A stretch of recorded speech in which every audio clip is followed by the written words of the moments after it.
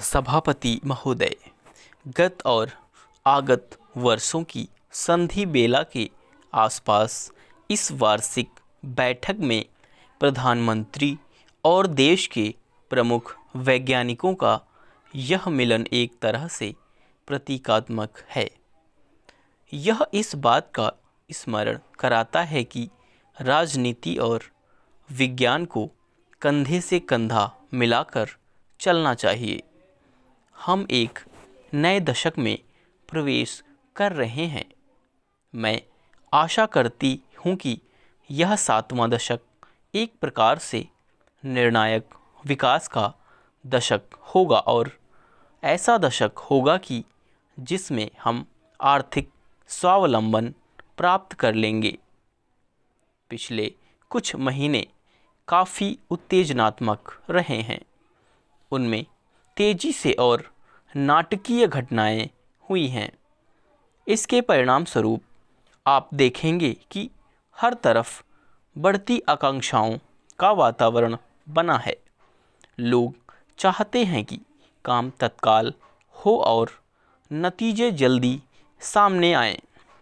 हमारी अर्थव्यवस्था ऐसी जगह पहुंच गई है जहां से आगे अधिक तेजी से बढ़ा जा सकता है। हाँ, कोई जादुई हल नहीं हो सकता, किंतु इसमें कोई भी संदेह नहीं कि परिवर्तन की प्रक्रिया में तेजी हो सकती है और यह बहुत आवश्यक भी है। हम काम करने के तौर तरीकों को प्रशासन में वैज्ञानिक विधियों का उपयोग करके बदल सकते हैं। 1958 में पंडित जवाहरलाल नेहरू ने देशवासियों के लिए वे सारे लाभ पहुंचाने हेतु एक प्रस्ताव रखा था जो ज्ञान विज्ञान के प्राप्त प्रयोग से अर्जित हो सकते हैं। इससे सरकार और हमारे वैज्ञानिकों पर एक विशेष दायित्व आ गया है। हम विज्ञान को सामाजिक परिवर्तन का एक सशक्त साधन मानते हैं। आधुनिकीकरण का अर्थ केवल उन्नत प्रौद्योगिकी की सहायता से अधिक उत्पादन ही नहीं होता, बल्कि इसका अर्थ है व्यक्ति और राष्ट्र के जीवन में परिवर्तन। विज्ञान का वितरण से भी उतना ही संबंध है जितना कि उत्पादन से। इसमें निहित है भौतिक और मानवीय साधनों, यंत्रों व सामाजिक संगठन का अच्छा से अच्छा उपयोग ताकि जनहित के कामों का अधिक से अधिक लोगों को लाभ पहुँचे।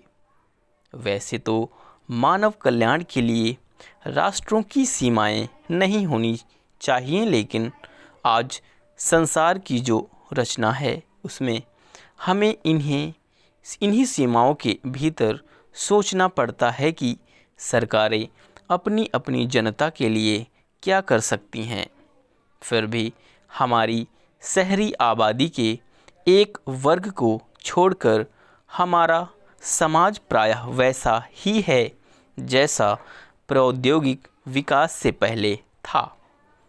जब तक हम अपने सामाजिक परिवर्तन की गति नहीं बढ़ाते, तब तक हमारे वैज्ञानिक प्रयास समाज के छोरों को छू ही पाएंगे और देश बहुत पीछे रह जाएगा।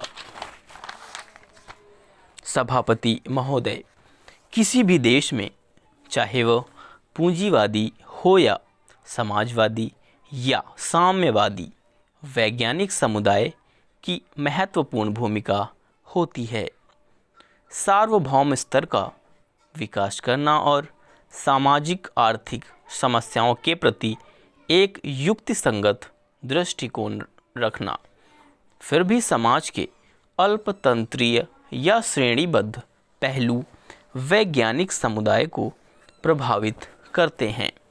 अतः जब तक हम वैज्ञानिक परंपरा और अपने से ऊपर वालों से पड़ने वाले दबावों का मुकाबला करने हेतु अपने इस दायित्व के प्रति जागरूक नहीं होंगे, तब तक वे अपना ऐसा समुदाय नहीं बना सकते हैं जिसकी विशेषता वास्तव में वैज्ञानिक हो। केवल वैज्ञानिक समुदाय की श्रेणीबद्धता ही उद्देश्यपूर्ण व सामंजस्यपूर्ण ढंग से इन क्रियाओं को करने में समर्थ हैं। यह नहीं कि भिन्न या नए विचारों का दमन करने में। स्पष्ट है कि एक बार कुछ फैसले हो जाने पर वैज्ञानिक समुदाय के हर व्यक्ति को अपने अपने नियत काम को पूरा करने के लिए अपनी अधिकतम योग्यता के अनुसार पूरी तरह से एकजुट होकर काम करना चाहिए। असल कसौटी यह है कि वैज्ञानिक वर्ग गतिशील और उग्र दृष्टा है या नहीं।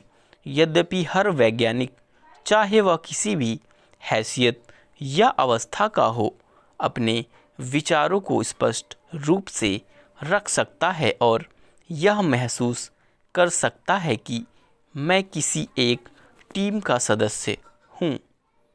हमारे वैज्ञानिकों और प्रौद्योगिकों में जो प्रचुर प्रतिभा है, उसके अबाध विकास के पूरे अवसर हैं या नहीं? क्या वैज्ञानिक वर्ग आलोचनात्मक है या वह नित नए ज्ञान को ग्रहण करने के लिए मानसिक रूप से तैयार है? जैसा कि हम देखते हैं, वैज्ञानिक किस प्रकार बड़े सहयोग और सौहार्द के साथ मिलकर काम करते हैं। इसका सबसे बड़ा और अच्छा उदाहरण चंद्रमा पर पहुंचने और मंगल व शुक्र की खोज की परियोजनाओं में मिलता है, जहां अनेक विषयों और शाखाओं के हजारों विशेषज्ञ कितनी स्वेच्छा और लगन से एक ही साध्य के लिए जुटे हुए हैं। फिर भी यह समुदाय बिना किसी पूर्वाग्रह के अपने लक्ष्यों व कामों के बारे में विचार करने के अलावा आलोचना भी करता है। पहले तो केवल सेनाओं में ही बहुत बड़ी संख्या में लोग एक साथ मिलकर अनुशासित ढंग से काम किया करते थे, लेकिन आज विशाल व जटिल वैज्ञानिक और प्रौद्योगिक प्रयास हो रहे हैं। वे सरकारी आदेशों के कारण नहीं, बल्कि अनुशासन की भावना के कारण संभव हो सके हैं।